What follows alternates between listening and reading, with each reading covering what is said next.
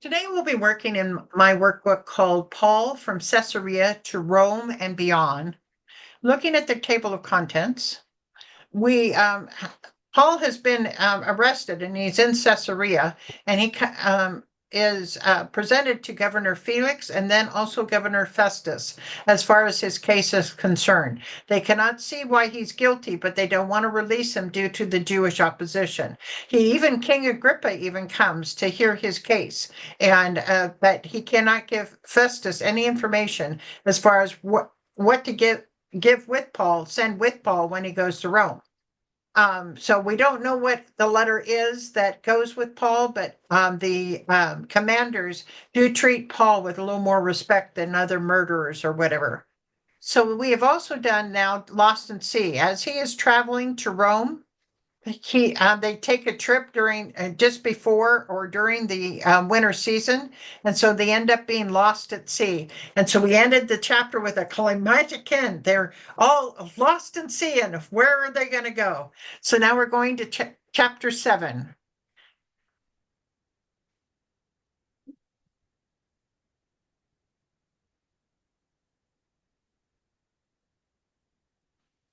Shipwrecked on the island of Malta, Acts 27:27 through 28:10. On the 14th night, we were still being driven across the Adriatic Sea. Adriatic. Okay, when about midnight, the sailors sensed they were approaching land. They took soundings and found that the water was 120 feet deep. A short time later, they took soundings again and found it was 90 feet deep. Fearing that we would be dashed against the rocks, they dropped 4 anchors from the stern and prayed for daylight. Right. What does taking a sounding mean? A seaman is often tasked with using lead to check the depth of the water. To do so, he is stationed in the chains and then swings the lead backwards and forwards to create momentum. During a forward swing, he lets it go so that the lead flies ahead of the ship, giving it time to sink to the bottom. Then he starts to haul in the line until the ship sails over it with the lead still on the sea bottom. As the line becomes vertical, he looks down and reads off the depth just above the water. And that's from historicnavalfiction.com. So that's how they were able to tell the depth that is below them. And especially when they felt like they were near land, they would do this once and then again to see if the land is getting shallower, if their depth is getting shallower. And I just found that fascinating what all the older people did because they didn't have instruments to tell them these things. Wow. How many days had they been tossed about in sea? 14. What time of day did the sailors sense they were approaching land? Midnight. Yeah, and I don't know what happens to have them feel that. Did they hear different? Yeah. Or, you know what? I don't know, middle of the night, what are you supposed to see? Yeah. Do they take a sounding to figure how deep the sea was? How deep was the sea on the second sounding? 90 feet deep.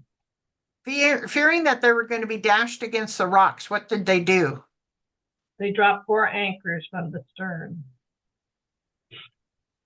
In an attempt to escape from the ship, the sailors let the lifeboat down into the sea, pretending they were going to lower some anchors from the bow.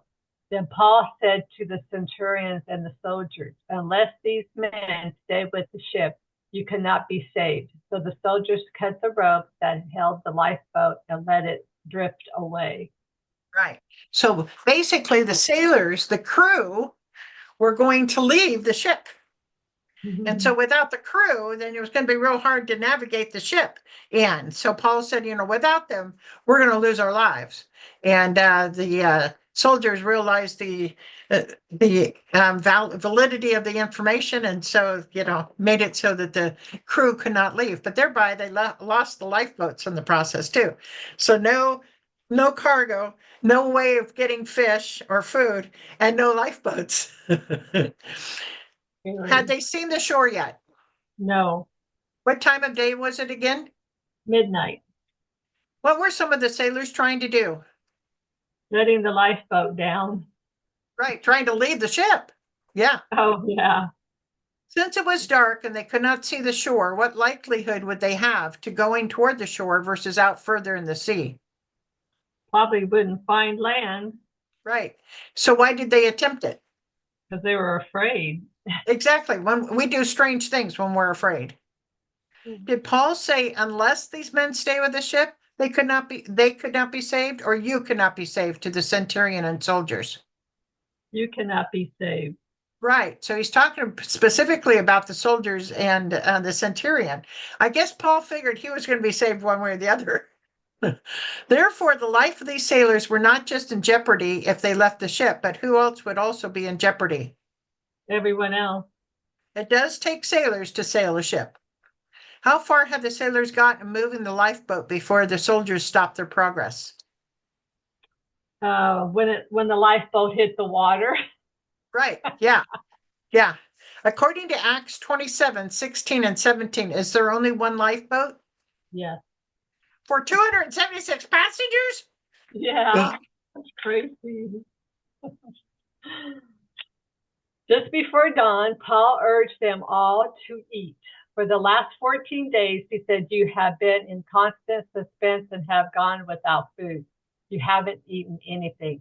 Now I urge you to take some food. You need it to survive. Not one of you will lose a single hair from his head. Right. When did Paul talk to the men on board? Before dawn. What time of day did they first believe and then discover that they might be near land? Midnight on the 14th day. Yeah, what two groups of people had been up already? The sailors and the crew. Right. And the Or sailors and soldiers. the soldiers, meant yes. soldiers. I meant Yes, yes, soldiers. yes, yes. Yes, yes. How did Paul talk to just some? Did he talk to just some or all the men on board? Oh, So it appears that they haven't been sleeping as well as not eating meals on board. So yeah, I mean, I wouldn't probably be sleeping very well on a ship I thought I was going to die on too. yeah. I'd be Paul, seasick. yeah. Paul urges the men to eat, not just because land appears to be near, but also for what reason? To survive. Right. What does Paul promise the men? Not one of you will lose a single hair from your head. You needed to survive. Notice this present tense, so it's probably due to their present weakened condition for not eating. But look again at Acts 27:26. Will they need their strength for what is coming as well? Yes, because if the ship is destroyed, you'll have to have strength to swim. Right, right. Yeah, it's not going to be an easy trip, guys. You need to have your strength. And I kind of noticed that the sailors, I mean, the soldiers don't say any opposition to this. And it's kind of like, well, if he's right, good. If he's wrong, we're going to die anyway. So why not eat? I'm thinking that's what they're thinking. Right, right. After he said this, he took some bread and gave thanks to God in front of them all. Then he broke it and began to eat. They were all encouraged and ate some food themselves. Altogether, there were 276 of us on board. When they had eaten as much as they wanted, they lightened the ship by throwing the grain into the sea. How can Okay. just bread fill you up? Yeah, I don't know, but grain, it seems to be the thing that people need in order to survive. I don't know. Yeah, yeah. What did Paul do before he ate? Prayed and gave thanks. Gave thanks. Paul and the men have been adrift in the sea and storm for 14 days with no food. He is a prisoner. What does he have to be thankful for? That he survived. Right, his life. We don't always know what God's going to plan, but his life. Yeah, that he survived so far. Did the men eat? Yes, How much did they eat? as much as they wanted. Right. Which wouldn't have been much. Their stomach wouldn't have been able to handle much after 14 days anyway. Yeah, stomach shrunk. Right. What did they throw overboard to lighten the ship even more? Grain. So now they're totally at the mercy of everything because they've lost everything. Let's Yeah. review what they've thrown overboard. They threw the Cargo. overboard, then they threw the Tackle. overboard. Now they have thrown the Grain. into the sea. And the one thing I don't have here is, of course, they let go of the lifeboats as well. Yeah. They are literally depending totally on God to save them as they have no food nor ability to get food. Yeah. When daylight came, they did not recognize the land, but they saw a bay with a sandy beach. When they decided to run the ship aground if they could, cutting loose the anchors, they left them in the sea and at the same time untied the ropes that held the rudders. Then they hoisted the foresail to the wind and made for the beach. But the ship struck a sandbar and ran aground. The bow struck fast and would not move, and the stern was broken to pieces by the pound of the surf. Right. So what did they see when daylight came? Land. Yeah, this is actually known as St. Paul's Bay today. What all did they do to try to land the ship? Cutting loose the anchors and tied the ropes that held the shutters, hoisted the foresail to the wind. Right. Unfortunately, what happened instead of an easy landing? The bow struck fast and would not move, and the stern was broken to pieces. Right. The soldiers planned to kill the prisoners to prevent any of them from swimming away and escaping. But the centurion wanted to spare Paul's life and kept them from carrying out their plan. He ordered those who could swim to jump overboard first and get to land. The rest were to get there on planks or on other pieces of the ship. This way, everyone reached land safely. Because they don't know that it's an island. They just know it's land. So, some of the soldiers were thinking, well, the prisoners could just run and escape. If they knew it was an island, they wouldn't have to have worried about that. The soldiers wanted to do what with the prisoners? Kill them. Roman military discipline was very strict, and if the prisoners escaped, then the soldiers would be charged for negligence and unfaithfulness. They also did not know that they landed on an island rather than the mainland. Who wanted to spare Paul's life? The centurion. Centurion, yeah. Let's review what we know about Julius the centurion. We know that he belonged to the Imperial regiment. This regiment was also known as the Augustus Court. It was a division of 400 to 600 men named after Roman Emperor Augustus. We know in Acts 27:3 when they landed in Sidon, Julius, in kindness to Paul, allowed Paul to go to his friends so they might provide for his needs. However, the centurion, instead of listening to what Paul said, followed the advice of the pilot and the owner of the ship in Acts 27:11. Despite this, Paul still believed in the centurion when Paul told him that unless the soldiers, sailors stayed with the ship, all of us cannot be saved. Unless the sailors, remember that's when they were trying to drop the lifeboat down. Why did the centurion want to spare Paul's life? Paul saved everyone's life on the ship, and he was always kind. Right. So the centurion is kind of fair here. Once safely on shore, we found out that the island was called Malta. The islanders showed as unusual kindness. They built a fire and welcomed us all because it was raining and cold. Where had they come ashore? Malta. Draw a curvy line from Fair Havens to Malta. All right. I don't know if I can do a curvy line, but Fair Havens. Well, Malta. I can't do a curvy line. Whoops. Stop. Stop. Stop. Uh-oh. Well, hey, that's it. Stop. All right. I don't know how to get this line to stop. There. All right. Well, there you go. It's quite a curvy line. Yeah. Okay. How did the islanders treat them? Kindness. Malta's population would have been composed of the descendants of ancient Carthaginians and Phoenicians, as well as Italians and other Mediterranean peoples. What was the temperature and weather at that time? Raining and cold. Yeah. If they were in Fairhaven on the day after the day of Atonement, which was October 5th in 59 AD, and they spent 15 days on sea. What day is it approximately? October 20th. Yeah. Therefore, winter is definitely approaching. Mm-hmm. Paul gathered a pile of brushwood, and as he put it on the fire, a viper, driven by the heat, fastened itself on his hand. When the islanders saw the snake hanging from his hand, they said to each other, "This man must be a murderer, for though he escaped from the sea, the goddess Justice has not allowed him to live." Did Paul help with the building of the fire? Yes, How? a pile of brushwood, Right. What happened to what fastened onto Paul's hand?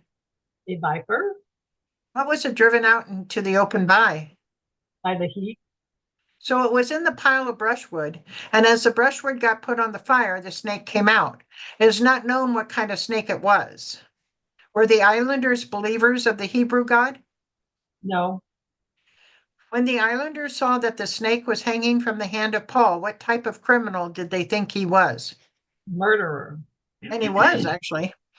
They thought he was a murderer because a murderer deserved death, and the goddess Justice in their eyes would have made us sure a murderer got what he deserved. And an interesting point, the goddess Justice was Themis, who is the goddess of justice, law, and order in Greek mythology. She is also the goddess of wisdom, good counsel, and the interpreter of God's will. Our Lady of Justice statue is from this goddess. I thought that was kind of interesting. Yes, it was. But Paul shook the snake off into the fire and suffered no ill effects. The people expected him to swell up or suddenly fall dead. But after waiting a long time and seeing nothing unusual happen to him, they changed their minds and said he was a god. Did Paul die from the snake bite? No, Did Paul have any effects at all from the snake bite? no, Did Paul even react to the snake biting him other than shaking the snake into the fire?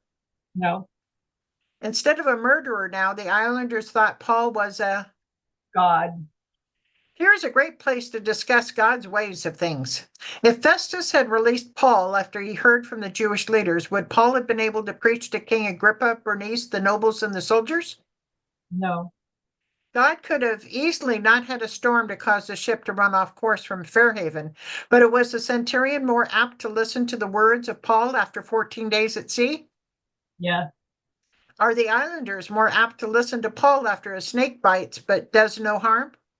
yes, If we are following God faithfully and yet bad things happen, would God have a bigger reason than our comfort? yes, Yeah, we have to look at things that way. The end result is salvation. yeah. There was an estate nearby that belonged to Publius, Good. the chief of official of the island. He welcomed us to his home and showed us generous hospitality for 3 days. His father was sick in bed, suffering from fever and dysentery. Paul went Dysentery. dysentery. Yeah, that's right. Paul went in to see him, and after prayer, placed his hands on him and healed him. When this had happened, the rest of the sick on the island came and were cured. They honored us in many ways, and when we were ready to sail, they furnished us with the supplies we needed. Who is the chief official of the island? Publius, how do you say it? Yeah, yeah, Publius, how you said it, Publius. Publius was probably the first bishop of Malta. His conversion led Malta to be the first Christian nation in the West and one of the first in the world. How long did the men of the ship stay at Publius's estate? 3 days. What was his father sick with? Fever and dysentery. Yeah, dysentery. Yes, Dysentery. yes, yes. I It don't know is why. believed that it was Malta's fever. It was a Malta fever, a microorganism found in Malta's goat milk. So it is known as Malta fever. Who else did Paul cure on the island? Uh, the rest of the sick on the island. How did the islanders honor Paul and his friends? Many ways, and they furnished us with the supplies we needed. So why of all places did God have them shipwreck on the island of Malta? To learn about God. Right. The people were ready to know about God. So another big one. Gosh darn it. The chief official of the island. Publius. Publius. Right. 6. Publius's father was sick with Fever. and dysentery. 9. The sailors took Sounding.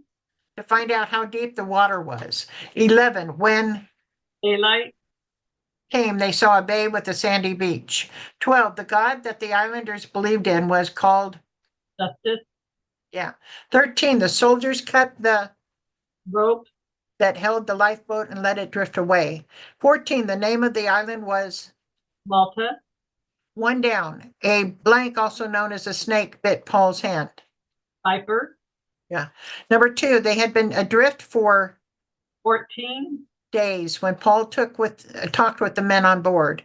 4. Pretending they were going to lower the anchors, the sailors let the Lifeboat. down into the sea.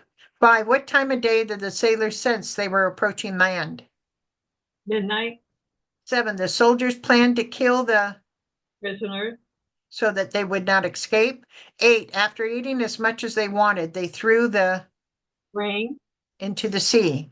10. The ship struck a Sandbar. and ran aground. So that's the end of this chapter. Yep. On here.